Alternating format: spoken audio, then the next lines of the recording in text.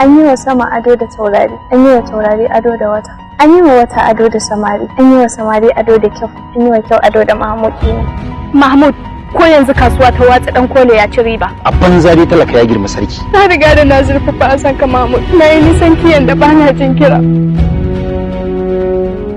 Duk matan duniya baƙaƙe ne, ke ce fara, kuma duk matan duniya munana ne, ke ce kyakkyawa.